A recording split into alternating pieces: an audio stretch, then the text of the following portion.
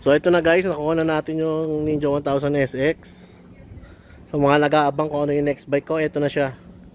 2023 Ninja 1000 SX. Hi guys, so this is the day. Pinakihintay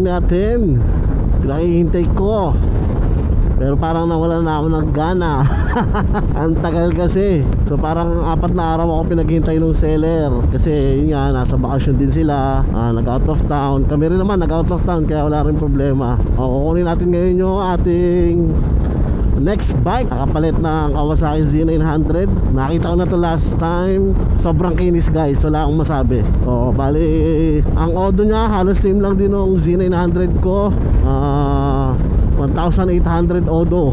Tapos ang kagandahan dito, meron ng available na physical plate number. So wala ka nanghihintayin sa LTO. Dalawa yung susi. At isa pang maganda rito, naka Orion pipe na. Oo, leak pipe tsaka yung canister Orion. Siguro nagastos niya dito mga sa pagpapagawa pa lang ng pipe, more or less mga 12,000 may get. Ang negative side lang, iniwan niya yung stock pipe dun sa Orion. Wala na siyang stock pipe, hindi na may bibigay sa atin. Kasi pag yun na imbak dun sa sa Orion, binebenta rin nila. Kaya hindi mo na makukuha yun. So okay lang naman kasi papalitan din naman natin yan kung naka stock pipe pa. So yun nga papunta tayo ngayon dito sa Binyan. So galing akong Cavite. So saglit lang ang biyahe ngayon kasi ngayon ay October 31. Nasa bakasyon yung mga tao. Ang luwag-luwag ng SLEX. Kung makapasin mo konti lang yung sasakyan. Pero pag yung usual days, ganitong oras 8 AM, traffic na dito kasi may mga papasok sa opisina. Yun. So sana well smooth yung ating deal ngayon. Wala maging problema. Magbayaran lang, pirmahan, then okay na. So sa mga nagtatanong bakit hindi pa ako nag brand new, guys, sasagutin natin yan sa next topic. Pero sayang kasi guys, ang brand new na Ninja 1000 XS ngayon, SX ngayon, nakakalaga ng 718,000. Pag kinash mo, meron siyang discount naman. Pero nasa 705,000 mo siya makukuha, plus yung registration. Hindi ka din, parang naka-discount ka lang ng 8,000 pesos. 709 mo siya makukuha gawa ng rehistro. So naka-discount ka ng mga 9,000 pesos. Unlike sa mga gantong slightly used pero almost brand new condition, tapos na lagyan na ng accessories, nakatipid ka ng 100,000 plus, diba? Wala ka nang gagawin, ipaparada na lang yung sasakyan. I-change ownership, pwede namang sa bago ma-expire. 2025 yung expiration itong kukunin natin, since 3 years yung registration. So yun, ito na yung motor. Uwi na, hinahanap na yung mga papers. Hi guys, so ito na ang ating unang sakay sa Kawasaki Ninja 1000 SX. Finally nakakuha na tayo ng magandang bike. Bali nakadalawa tayo una yung kay RC Munoz na fail kasi may mga drop siya pero okay na okay kung hindi ka maarte. Ito nakuha natin guys, para nagpalit lang tayo ng bike, nagdagdag lang konti. Ang odo nito ay 1,800 lang sakto 1,800 lang yung odo.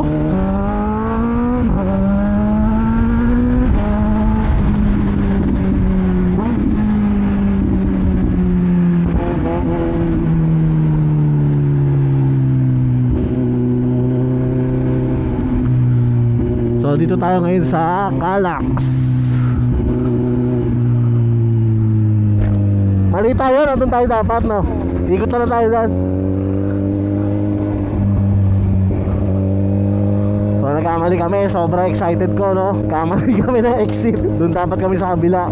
Okay lang, sige. So ito yung Calax Kailangan din namin umuwi kasi ayusin ko pa yung deed of sale nito. Pumayag sila na ako na yung magpanotaryo, pero ipapadala ko sa kanila ang ipapanotaryo. Kaya balik tayo dito Grabe, sarap nito. Medyo lang siya compared do sa Z9 ko. Yung Z9 ko kasi naka handlebar riser yun ang parang 22mm na riser. Pero sarap nito, ang lapad nung lapad nung tangke niya. So grip na grip ko. Mamaya i-walk around natin pag uwi natin sa bahay para makita niyo yung kagandahan ng Ninja Ninja 1000 SX na to. Parang ano lang to, no? Inuwi lang daw ng Bicol nung may-ari. Inuwi niya ng Bicol, tapos isang Tagaytay. Tapos the rest dito na sa subdivision nila, kaya 1,800 lang yung Odo. So para lang akong bumili talaga ng ano, no? Slightly used lang talaga to, guys. Though yung Z9 ko dati parang 200 Odo ko lang yung nabili, okay na rin naman kasi napakababa nito para sa big bike ko. Swerte rin yung nakabili ng Z9 ko, 1,800 din yung Odo. Grabe yung ano, no, quick shifter. Hindi pa ako marunong gumamit, nalilito pa ako minsan. Binibitaw ako yung gas ko, nagka-clutch ako minsan. Pero pag na-testing mo na yung auto blip ka, quick shifter, nako, ang ganda pakinggan. Ang ganda pakinggan sa tenga. Yung pumuputok siya, tapos smooth, grabe.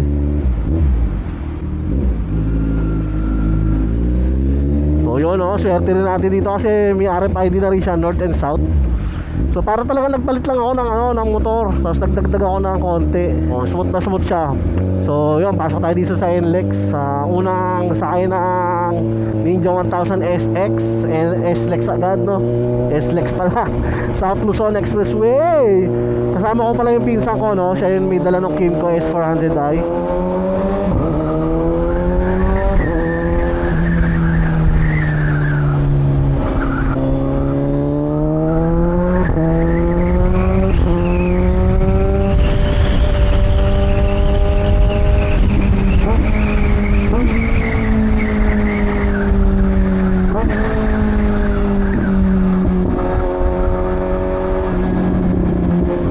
Yung pinsan ko, no? Siya yung may dala na, ayun, Kimco. Magkaangkas kami kanina, no? Ngayon solo ride siya. Ayos din, may kasama ako. Ito yung quick shifter niya, oh. Grabe. Napaka-smooth pa, no? Smooth yung handlebar, smooth everything.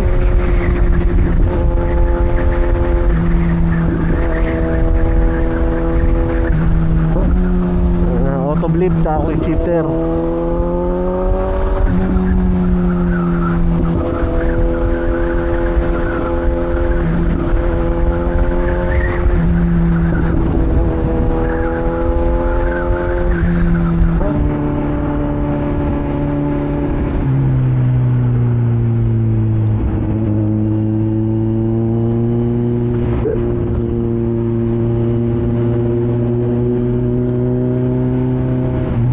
Ito, no, munting namin lumagpas. Dito na pala yung ano, Danghari. Ang bilis, bitin yung ride. Kasi kailangan natin umuwi agad eh. Okay lang naman, bawi tayo sa susunod. Sarap i-ride dito, oh. Sumusunod siya kay sa ano mo, sa pag lumiko ka. Hindi siya hirap i-banking. Ang gaang, oh. Hop.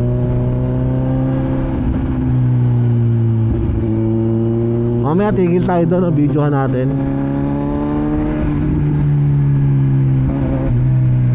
Yan, oh, sarap i-banking. Mas madali ito kaysa sa Z9 pala iliko. Pero yung Z9, madali rin siya iliko.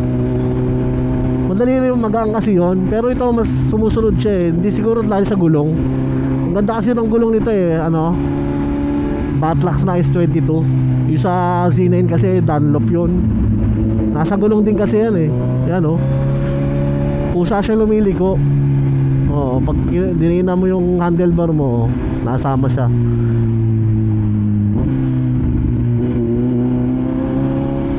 Shoutout nga pala sa mga subscriber ko. Hindi ko na kayo maisa-isa, no? Sana manood kayo, subscribe lang. At follow my Facebook page. Shoutout kay Boy Bakal. Dahil sa kanya dapat GSX 1000 ang bibilin ko eh. Yun ang motor niya dati. Nagpalit siya, ito pinalit niya. So ito na rin ang pinalit ko. At least mas mura ng mga 90,000.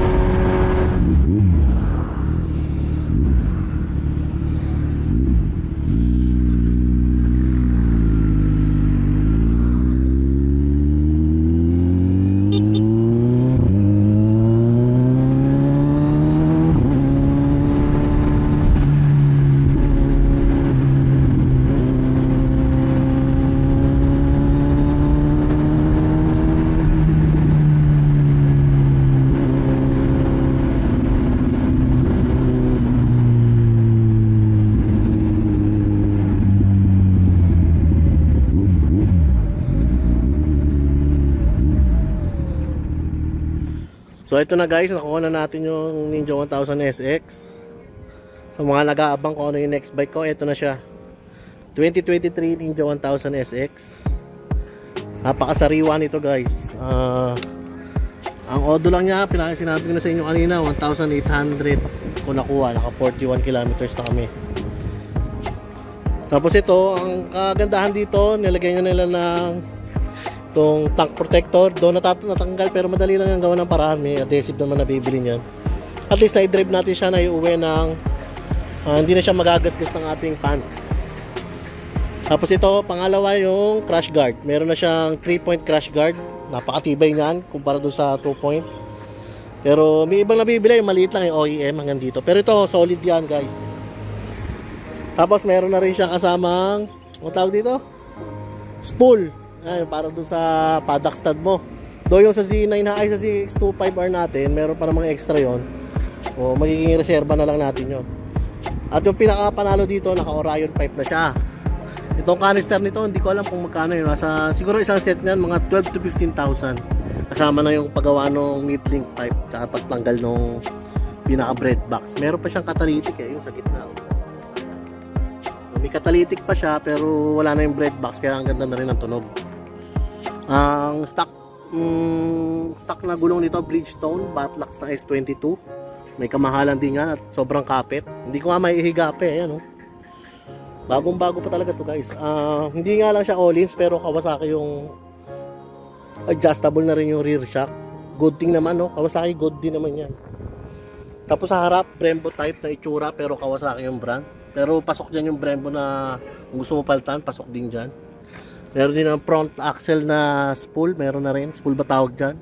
Slider pala. Tapos meron na rin siyang radiator guard. Hindi na ako magpapakahirap tanggalin tong pairings, no? Kasi plano ko doon sa ibang kukunin ko, wala pang mga radiator guard. Bibili pa ako. At least ito meron na. So talagang igagarahin mo na lang to guys. Gagarahin mo na lang sa bahay. Tapos yung harap na yan, full LED. Alagay naman dyan full LED. Ang pogi, oh. Ayan, oh.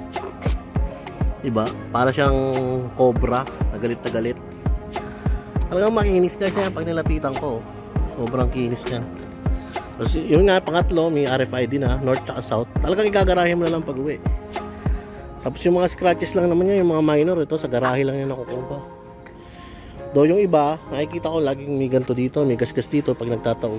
At least ito wala, as in wala. Nakuha lang natin siya ng 600,000. So, ayun yung chain niya, makapal pa. Siyempre, 1,800 lang yan. So, ayan. Diba? Napaka-pogi.